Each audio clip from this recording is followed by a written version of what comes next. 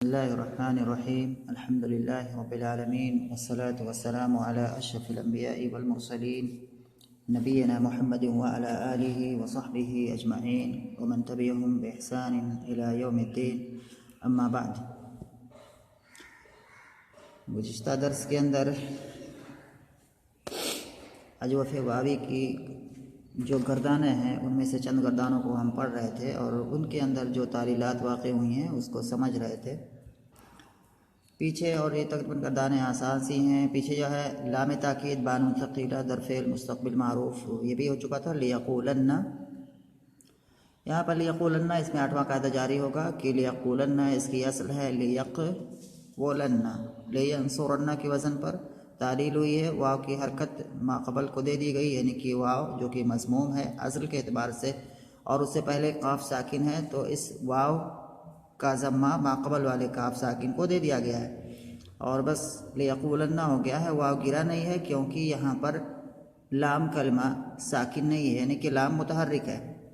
تو ان تمام گردانوں کے اندر ایک چیز جو دیکھنے کو مل رہی ہے وہ یہ ہے کہ ان تمام گردانوں میں قاعدہ نمبر 8 جاری ہو رہا ہے، اور قاعدہ نمبر 8 یہ ہے کہ اگر واو اور یا متحرک ہو اور اس سے پہلے والا حرف ساکن ہو تو اس واو اور یا کی حرکت کو پہلے والے ساکن کو دے دیتے ہیں، اور پھر اس کے بعد اگر وہ حرکت فتح کی ہو تو یہ واو اور یا الف سے بدل جاتے ہیں۔ اب پھر اگر اس کے بعد دیکھتے ہیں کہ یہ واو جس کی حرکت کو ہم نے ما قبل کو دیا، اگر اس کے بعد کوئی اور ساکن آ رہا ہے تو یہ واو گر جاتا ہے، اور اگر اس واو کے بعد کوئی اور ساکن نہیں آ رہا ہے تو وہ واو باقی رہتا ہے۔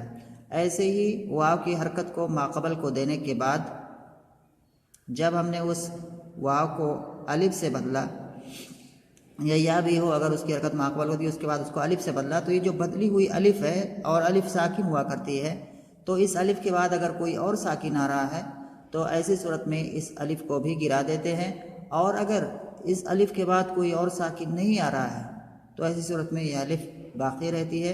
یہی خلاصہ ہے ان تمام گردانوں کا جو کہ ابھی ہم پڑھ رہے ہیں۔ تو اگر ہم کسی بھی سیگو کے لیں تو سیگو کو اگر ہم غور سے دیکھیں تو اس کے اندر یہی بات ہمیں ملے گی۔ تو اس میں بھی کوئی نئی چیز نہیں ہے کہ لام تاکید بان ثقیلہ در فعل مستقبل معروف، فعل مستقبل معروف یعنی کہ فعل مضارع جس کے اندر لام تاکید شروع میں ہو اور آخر میں نون تاکید ثقیلہ ہو تو اس کی گردان اس طرح سے کی جائے گی، اور اس کے بعد جو ہے پھر اس کے اندر یہ ساری تبدیلیاں ہوں گی، تو وہی جو ابھی باتیں میں نے بتائی ہیں وہی چیزیں یہاں پر جاری ہوں گی، اور پھر اس کا اعادہ کرنا یہاں مناسب نہیں ہے کیونکہ یہ چیزیں بار بار ہم پیچھے پڑھتے آ رہے ہیں۔ ایسے ہی آگے والی جو گردان ہے لام تاکید بان ثقیلہ در فعل مستقبل مجہول، فعل مستقبل مجہول یعنی کہ مضارع مجہول، اور کون سا مضارع مجہول ہوگا؟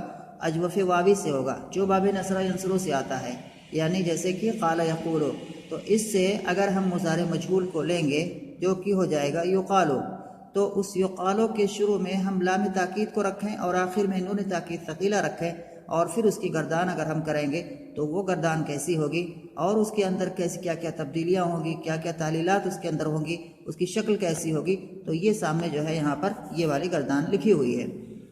اور ایک پچھلے درس میں جسے میں نے بتایا تھا کہ یہاں پر یہی گردانیں صرف مقصود نہیں ہیں بلکہ اس کو ذکر کرنے سے یہ مقصد ہے کہ اگر اس طرح کی کوئی اور گردان آتی ہے، یعنی کہ کوئی کلمہ ہے، کوئی فعل مضارع ہے جو کہ اجوف واوی ہے، اور اجوف واوی ہے باب نصر ینصرو سے آتا ہے، اور اگر ہمیں اس کی گردان کرنی ہو شروع میں لام تاکید اور آخر میں نون تاکید ثقیلہ لا کر کے، تو بالکل ہو بہو ایسے ہی کریں گے، چاہے کتنے بھی سیگے ہوں، کتنے بھی کلمات ہوں۔ تو یہ یہاں پر ایک طرح سے یہ ٹریننگ ہے، ایک تدریب ہے، ایک مشق ہے۔ اس کے بعد آگے جو ہے آگے دیکھتے ہیں کیا کہہ رہے ہیں یہ جی آگے والی جو گردان کہہ رہے ہیں یہاں پر لام تاکید بانون خفیفہ در فعل مستقبل معروف، یہاں پر ایک دوسری چیز کہ لام تاکید بانون خفیفہ در فعل مستقبل معروف، فعل مستقبل معروف یعنی کہ فعل مضارع معروف قال یقولو سے بات جو چل رہی ہے، پیچھے دھیان میں ہونا چاہیے کہ یہ اجوف واوی کی بحث چل رہی ہے، تو فعل مستقبل معروف کیا ہوتا ہے؟ یہ فعل مضارع ہی ہوتا ہے۔ تو فعل مضارع جو کہ اجوف واوی سے آتا ہو اور باب نصر انصروں سے، جیسے کہ یقولو، قال یقولو، تو وہی چیز یہاں بھی ہوگی۔ تو دوسرے الفاظ میں اگر ہم کہنا چاہیں کہ یقولو جو ہے، یقولو جو فعل مضارع ہے، اس یقولو کے شروع میں اگر ہم لام تاکید لائیں اور آخر میں نون تاکید خفیفہ لے کر کے آئیں تو اس کی گردان کیسے ہوگی؟ تو اس کی گردان یہاں پر جو انہوں نے دیا ہوا ہے اسی طرح سے ہے، یعنی کہ یہ والی جو گردان ہے۔ اور اس میں ایک بات ہمیں معلوم ہے کہ جب نون تاکید خفیفہ فعل مضارع پر داخل ہوتا ہے تو وہ اس کے فعل مضارع کے جو 14 سیغے ہیں ان تمام سیغوں میں نہیں آتا ہے، یا تمام سیغوں میں نہیں آتا، بلکہ کچھ میں آتا ہے، کچھ میں نہیں آتا ہے۔ یعنی کہ نون خفیفہ جب فعل مضارع پر داخل ہوتا ہے تو کچھ سیغوں میں وہ آتا ہے اور کچھ سیغوں میں نہیں آتا ہے۔ جن سیغوں میں نہیں آتا ہے وہ کون سے سیغے ہیں؟ وہ تثنیہ کے 4 سیغے ہیں اور جمع مؤنث کے 2 سیغے ہیں، یعنی کہ تثنیہ مذکر غائب، تثنیہ مؤنث غائب، تثنیہ مذکر حاضر، تثنیہ مؤنث حاضر، جمع مؤنث غائب، جمع مؤنث حاضر، یہ 6 سیغے ہیں جن میں نون خفیفہ نہیں آتا ہے۔ باقی کے سیغوں میں نون خفیفہ آئے گا، تو اسی وجہ سے یہاں پر یہ جو گردان دکھ رہی ہے لیقولن، پہلا والا جو لکھا ہوا ہے لیقولن، یہ تو غلط لکھا ہوا ہے، یہ نون پر یہاں پر تشدید نہیں ہوگا، ایسے پڑھا جائے گا لیقولن، کیونکہ یہ نون خفیفہ کی گردان یہاں پر چل رہی ہے۔ تو لام تاکید بانون خفیفہ در فعل مستقبل معروف، تو یہ نون خفیفہ کی گردان ہے، یعنی کہ فعل مستقبل معروف یعنی کہ فعل مضارع ہے جو کہ اجوف وابی باب نصر انصروں سے ہے، اور وہ یقولو ہے، اور اس کے شروع میں لام تاکید مطلب آیا ہوا ہے اور آخر میں نون خفیفہ آیا ہوا ہے، تو اس کی گردان کیسے ہوگی؟ اس کی گردان یہاں پر دی ہوئی ہے، اور میں نے بتایا کہ 4 2 6 سیغوں میں نون خفیفہ نہیں آئے گا، تو جو بچے ہیں انہی میں یہاں پر آئے گا۔ اور پھر یہاں بھی انہوں نے کیا کرتے ہیں صاحب کتاب ایک جیسے اگر سیغے دکھتے ہیں تو اس کو بھی یہ پھر الگ سے حذف کر دیتے ہیں، تو اس طرح سے سیغے اور کم دکھائی دیتے ہیں۔ تو یہاں پر دیکھتے ہیں سب سے پہلے لیقولن، نو یہ تشدید نہیں رہے گا، یہ نون خفیفہ ہے، تو لیقولن، لیقولن، لتقولن، لتقولن، لتقولن،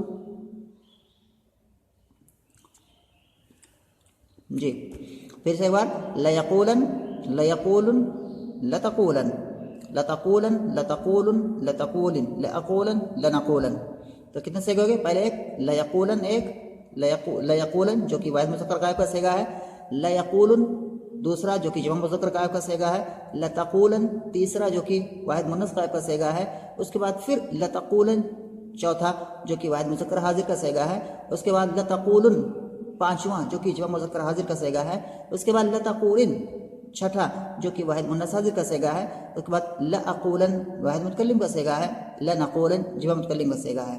تو اس طرح سے دیکھتے ہیں 3 3 6 7 8 سیغے ہوئے۔ یہاں پر انہوں نے کتنا دیا ہوا ہے؟ 1 2 3 4 5 6 7 ہی دیا ہے۔ یہاں پر انہوں نے اپنے طریقے پر، ان کا جو طریقہ ہے کہ ایک جیسے سیغے جب دکھتے ہیں تو پہلی جگہ اگر وہ سیغہ آیا ہوتا ہے تو اس کو یہ ذکر کرتے ہیں، اور اس کے بعد پھر یہ کیا کرتے ہیں دوسری جگہوں سے اس کو حذف کر دیتے ہیں۔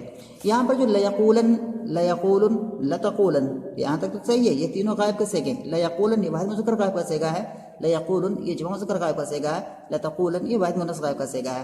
اس کے بعد پھر ایک آئیں گے حاضر کے سیغوں میں، تو لتقولن واحد مذکر حاضر، اس کو انہوں نے یہاں کیا ہے گرا دیا ہے، کیونکہ جو واحد مؤنث غائب کا سیغہ ہے لتقولن یہ اسی ایک جیسے دونوں دکھتے ہیں، تو لتقولن انہوں نے گرا دیا ہے۔ لتقولن جمع مذکر حاضر کا سیغہ ہے، لتقولن واحد مؤنث حاضر کا سیغہ ہے، لاقولن واحد متکلم، اور لنقولن جمع متکلم۔ یہ لام تاکید بانون خفیفہ در فعل مستقبل معروف، یعنی کہ فعل مضارع جس کے شروع میں لام تاکید آیا ہے اور آخر میں نون خفیفہ آیا ہوا ہے یقال یقولو سے۔ اس کے بعد کہہ رہے لام تاکید بانون خفیفہ در فعل مستقبل مجھول، اسی قال یقولو، اسی یقولو کو اگر ہم مجھول بنائیں گے یقالو ہو جائے گا۔ اب اس یقالو پر اگر ہم شروع میں لام تاکید لائیں گے اور آخر میں نون تاکید خفیفہ لے کر کے آئیں گے تو ایسی صورت میں اس کی شکل کیسے بنے گی، اس کی گردان کیسے ہوگی؟ تو سیغے اس کے کتنے ہوں گے؟ وہی سیغے اتنے ہی ہوں گے جتنے سیغے کیا ہے پیچھے والی گردان میں تھے، یعنی کہ خفیفہ کے اتنے ہی سیغے ہوتے 3 3 6 7 8، مضارع کے صرف 8 سیغوں میں ہی آئے گا، اور پھر صاحب کتاب کیا ہے جو ایک جیسے سیغے دکھتے ہیں اس کو یہ الگ سے پھر گرا دیتے ہیں۔ تو یہاں پر اگر ہم دیکھتے ہیں گردان کیسے ہوگی، لیقالن، یقالو ہے فعل مضارع مجھول، اس کے شروع میں لام تاکید لایا، آخر میں نون تاکید خفیفہ، تو کیسے پڑھا جائے گا؟ لیقالن، لیقالن، لتقالن۔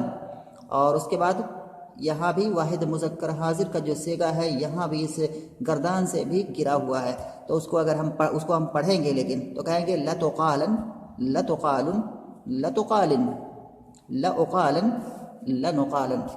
تو اس میں دیکھتے ہیں پہلا صیغہ جو ہے لیقالن، یہ واحد مذکر غائب کا صیغہ ہے، لیقالن یہ جو دوسرا صیغہ جمع مذکر غائب کا ہے، لتقالن تیسرا صیغہ واحد مؤنث غائب کا ہے، چوتھا صیغہ جو کہ واحد مذکر حاضر کا ہے وہ یہاں محذوف ہے جو کہ ہے لتقالن۔ تو دونوں صیغے ایک جیسے دکھتے ہیں، واحد مؤنث غائب اور واحد مذکر حاضر، اسی لیے واحد مذکر حاضر کا صیغہ صاحب کتاب نے یہاں سے گرا دیا ہے۔